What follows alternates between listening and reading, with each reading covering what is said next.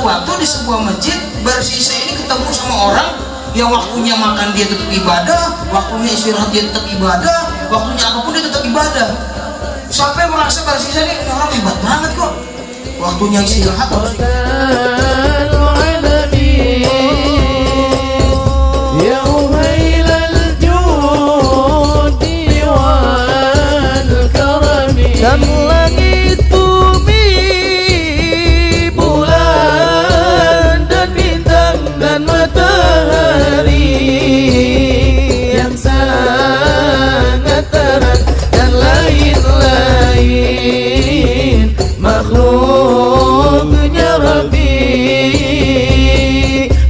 asal mula dari jaya Nabi. Kembali melanjutkan daripada kajian sirah nabawiyah kita sampai kepada ad-daurus tsani, yaitu putaran yang kedua dari kehidupan Rasulullah Shallallahu Alaihi Wasallam. Diberi judul Bad'u Nuzulil Wahyi, permulaan daripada turunnya wahyu. Jadi kemarin pelajaran terakhir adalah ketika Rasul Shallallahu Alaihi Wasallam beribadah, berdiam diri di Gua Hira, ya, berdiam diri di Gua Hira kurang lebih beberapa bulan. Lama balagal arba'ina min umrih, tatkala Rasulullah mencapai usia 40 tahun. Mencapai usia 40 tahun. Ini ada satu hikmah kenapa Nabi Muhammad diangkat menjadi Rasul di usia 40 tahun. Karena ada yang menyebut bahwa 40 tahun itu adalah sinnun rujunul akli, daripada tahun kecerdasan atau sempurnanya seseorang untuk berpikir. Jadi manusia itu biasanya akan mendapatkan kesuksesan dari apa yang dia capai, yang dia usahakan dari sejak mudanya, itu biasanya di usia 40 tahun. Di samping itu angka daripada 40 dikatakan sama ulama juga sebagai angka kesempurnaan. Allah Subhanahu wa ta'ala menciptakan manusia itu 40 hari menjadi nutfah, 40 hari menjadi mudghah, 40 hari menjadi alaqah. Prosesnya itu 40, 40, 40, maka menjadi 120, 40. Kemudian ada juga disebutkan dalam hadis, siapa orang yang menghafal hadis Nabi SAW, khususnya hadis-hadis yang sahih dari perkara agama, 40 buah hadis nanti akan dibangkitkan oleh Allah Ta'ala, ya, menjadi atau bersama para nabi, para siddiqin, para syuhada, para salihin. Itu kalau bisa menghafal 40 hadis. Masih banyak lagi hubung kait daripada angka 40. Ketika arwah sudah 40 hari, itu dia sudah benar-benar kembali. Makanya kita mendoakan di hari yang pertama, ketiga, ketujuh, ada yang terkadang membuat 14, dan puncaknya nanti di hari yang ke-40. Ada juga hadis yang membuat nasihat besar buat kita, laki-laki atau perempuan. Kata Rasulullah SAW, barang siapa manusia yang sudah mencapai umur 40 tahun, lam yazid hasanatuhu sayi'atahu falyatajahhaz minan nar. Siapa orang yang udah usia 40 tahun, kebaikannya belum bertambah dari keburukannya, pahalanya belum lebih banyak daripada dosanya, maka siap-siap dia berada di dalam neraka. Makanya mudah-mudahan Allah Subhanahu wa ta'ala berikan kesadaran, taubatan nasuha untuk kita semua, ya. Jangan nunggu sampai di umur 40 tahun. Sini sampai udah 40 tahun. Kayaknya Bang Jaom doang deh. Ya, yang udah 40 tahun. 40 tahun ini satu sikap kedewasaan atau sempurnanya seseorang, ya, di 40 tahun. Dan juga bisa diistilahkan 40 tahun itu untuk laki-laki sudah bisa disebut dengan panggilan syekh. Syekh itu man balagha arba'ina sanatan. Orang yang sudah mencapai umur 40 tahun, dia boleh dipanggil syekh. Jadi di sini kita ada Syekh Maja Utama. Syekh Maja.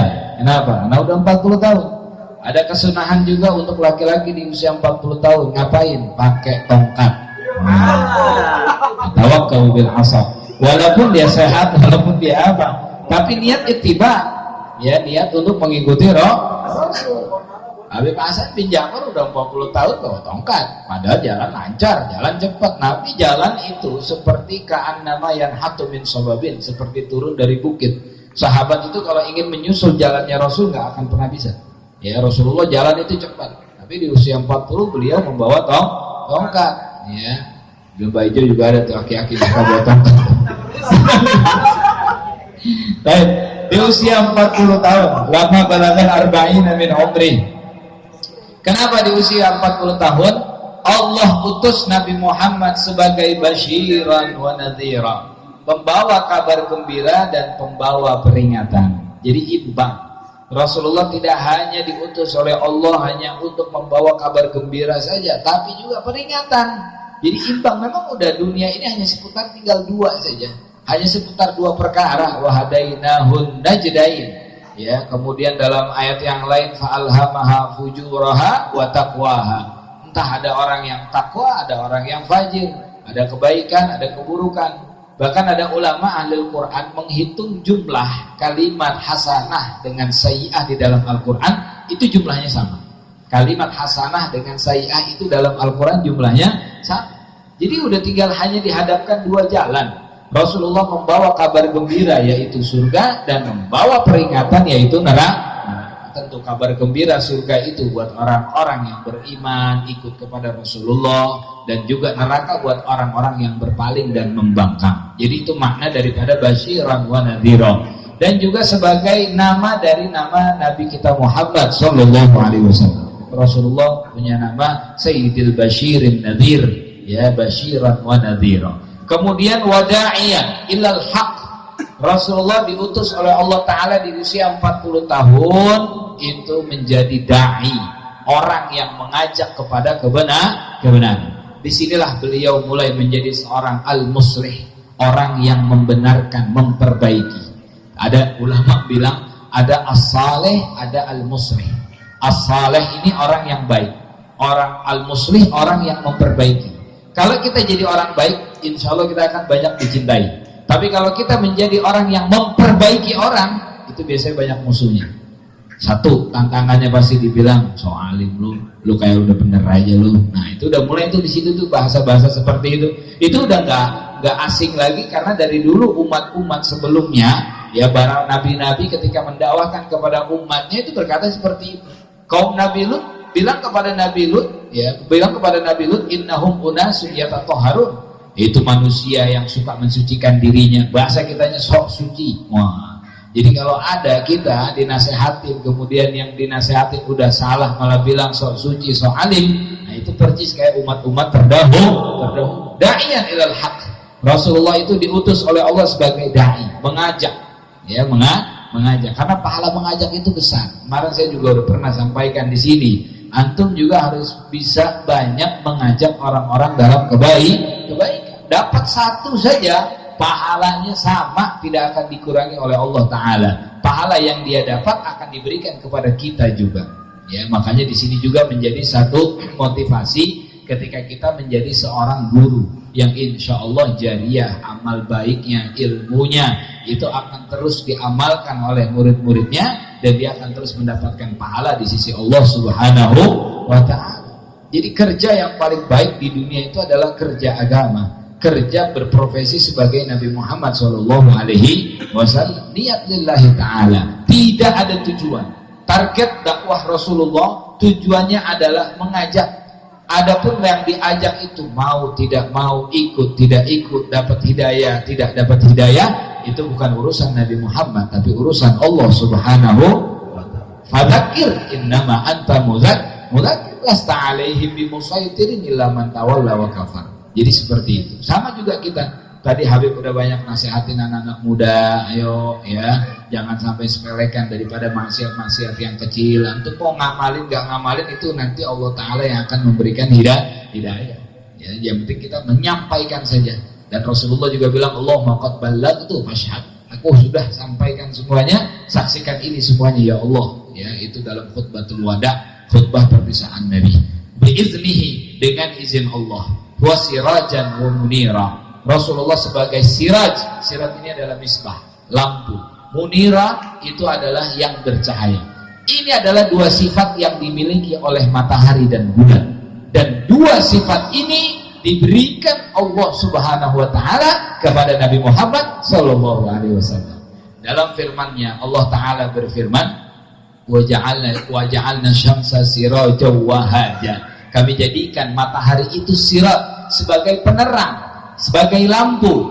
Dalam ayat yang lain, waja'alnal qamara nura. Kami jadikan bulan itu bercahaya, memantulkan cahayanya. Jadi ada sirajan, ada munira. Sirajan milik matahari, muniran milik bulan, dan kedua-duanya diberikan kepada Rasulullah Shallallahu Alaihi Wasallam. Matahari sama bulan yang bersinar yang mana? Matahari. Allah Subhanahu Wa Taala berfirman, "Huwallazi ja'ala syamsa diya'an." Allah jadikan matahari itu bersinar, wal qamara nura. Sedangkan bulan itu adalah pantulan dari cahaya matahari. Jadi yang bercahaya itu adalah matahari. Kalau Allah sudah mensifatkan Nabi Muhammad seperti matahari, yang kita tahu matahari adalah sumber kehidupan, maka di sini kita insya Allah sudah paham semua bahwasanya Nabi Muhammad SAW adalah inspirasi kehidupan, jalan kehidupan kita agar kita mendapatkan kehidupan yang bahagia. Ini luar biasa. Makanya udah jangan jauh-jauh dari idola dan yang lainnya, ikutin Nabi Muhammad SAW. Jadi sirajan wa munir. Siapa yang tidak butuh matahari? Siapa yang tidak butuh dengan bulan? Kalau dalam Ibnu Katsir tafsir disebutkan bahwa bulan dan matahari adalah sultan, raja. Matahari itu adalah sultan nahar, rajanya di siang hari, sedangkan bulan itu adalah sultan lail, raja di malam hari. Dan keduanya gak akan pernah ketemu kecuali nanti pada waktu yang dijanjikan oleh Allah Ta'ala, mendekatnya daripada matahari dan bulan. La syamsu yambaghi an tudrikal qamar walal lailu sabiqun nahar. Matahari gak akan bertemu dengan bulan. Siang juga gak akan mendahului malam. Kalau siang ya siang, kalau malam ya malam. Kalau ada matahari ya matahari, nggak akan ada bulan. Kalau ada bulan ya bulan, nggak akan ada matahari. Tapi nanti suatu ketika Allah dekatkan keduanya itu, dan itu sudah mendekati daripada hari kiamat. Diceritakan dalam firman Allah Subhanahu Wa Taala ketika Rasulullah bertanya kepada Abu Dzar Al-Ghifari di saat maghrib, hina yaghrub, ketika matahari terbenam. Rasulullah nanya sama Abu Dzar, ya Abu Dzar, hal tadri ila aina yaghibu syams. Wahai Abu Dzar, apakah kamu tahu kemana matahari itu terbenam? Pergi kemana matahari itu? Apa kata Abu Dzar? Allah wa Rasuluhu a'lam. Allah dan Rasulnya yang lebih mengetahui. Kata Rasulullah, innaha tasjudu tahtal arsy. Sesungguhnya matahari itu kalau malam, ini kan malam nih, ada matahari nggak? Nggak ada. Kemana matahari? Sujud di bawah kaki arsy-Nya Allah Subhanahu Wa Taala, di bawah kekuasaan Allah. Dan setiap nanti fajar menyongsong, besok hari ketika ingin terbit, matahari izin sama Allah ya untuk tidak terbit lagi hina ra'atil maksiyah wal munkarah, ketika melihatnya kemaksiatan dan munkarah. Setiap hari matahari minta izin sama Allah untuk tidak kembali lagi pada mustaqarnya, tidak kembali pada porosnya. Ya Allah, aku gak mau balik lagi. Kenapa? Udah banyak maksiat, kemungkaran di muka bumi. Tidak diizinkan oleh Allah. Kembali lagi kamu kepada porosnya, menyinari daripada dunia. Tapi suatu ketika nanti matahari minta izin untuk tidak kembali, wa'adhina lahu, diizinkan oleh Allah Ta'ala. Akhirnya matahari tidak menyinari bumi. Dan saat itu manusia mengalami kegelapan setiap 3 hari. 3 hari. Dalam maksimal waktu 3 hari, matahari itu tidak muncul dalam porosnya. Jadi kata dalam tafsir ceritanya itu digambarkan seperti orang yang bertahajud, sholat di malam hari, berzikir sampai nunggu datangnya subuh, mereka sholat subuh, habis sholat subuh mereka zikir lagi sambil nunggu matahari datang. Tapi matahari tidak datang-datang juga sampai siang, sampai sore, dan itu terus sampai 3 hari 3 malam. Akhirnya hari yang keempat Allah izinkan matahari kembali, tapi terbit dari barat. Matahari terbit dari barat. Yang biasanya matahari itu terbit dari timur, saat ini matahari terbit dari barat. Menangislah semua penduduk bumi. Menangislah semua penduduk bumi. Nah, bentar lagi itulah yang datangnya kiamat kubra, kiamat kehancuran. Kata ulama, jaraknya kalau sudah matahari terbit dari barat, seperti anak kuda yang baru dilahirkan. Sebelum anak kuda itu bisa ditunggangi, maka kiamat sudah tiba. Saya nggak tahu patokannya berapa bulan, atau mungkin bisa setahun. Kuda yang baru lahir bisa ditunggangi itu berapa bulan? Tanya ahli kuda. Ya mungkin misalnya 6 bulan, 7 bulan kuda itu bisa ditunggangi. Ya udah, berarti kurang lebih daripada 7 bulan itu kiamat yang kubra itu sudah tiba, yang dijanjikan oleh Allah Ta'ala. Nah ini sifat Rasulullah Shallallahu Alaihi Wasallam. Wasirajan muniro, sirajan milik matahari, muniro milik bulan, kedua-duanya disematkan kepada Rasulullah Shallallahu Alaihi Wasallam. Bahkan kata ulama, cahaya Rasulullah Shallallahu Alaihi Wasallam pun itu lebih tinggi daripada sinar matahari. Kita nggak bisa ngebayangin kayak apa itu cahayanya Nabi Muhammad Shallallahu Alaihi Wasallam. Kemudian yang kedua, terakhir, waqad wudi'a wahyu birru'ya shadiq. Dimulai wahyu itu dengan mimpi-mimpi yang benar. Jadi sebelum Rasulullah mendapatkan wahyu Iqra bismi rabbikal ladzi khalaq dari malaikat Jibril, Rasulullah itu sering bermimpi. Dan mimpinya itu dikatakan oleh ulama, la yara syai'an fi naumihi illa tahaqqaqa fi yaqdhatihi. Kalau beliau sudah mimpi dalam tidurnya, pasti akan terjadi dalam kenyataannya. Dan ini adalah satu metode dari 6 cara Allah memberikan wahyu kepada Nabi Muhammad. Jadi tidak mesti melalui malaikat Jibril. Justru yang pertama wahyu itu turunnya adalah dengan mimpi yang benar, ar-ru'ya shadiqah. Berapa bulan Rasulullah mimpi? Dalam kitab yang lain, hatta madat ala dzalika sittata ashhur. 6 bulan Rasulullah itu bermimpi.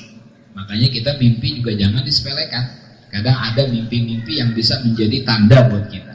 Mimpi ada yang bisa menjadi isyarat untuk kita. Walaupun kita tidak percaya 100%. Misalnya dimimpiin orang yang udah meninggal, ya berarti kita ambil positifnya, minta doa, ziarahin, kita doakan segala macam. Yang penting jangan dilebar-lebarkan, dihubung-hubung kaitkan.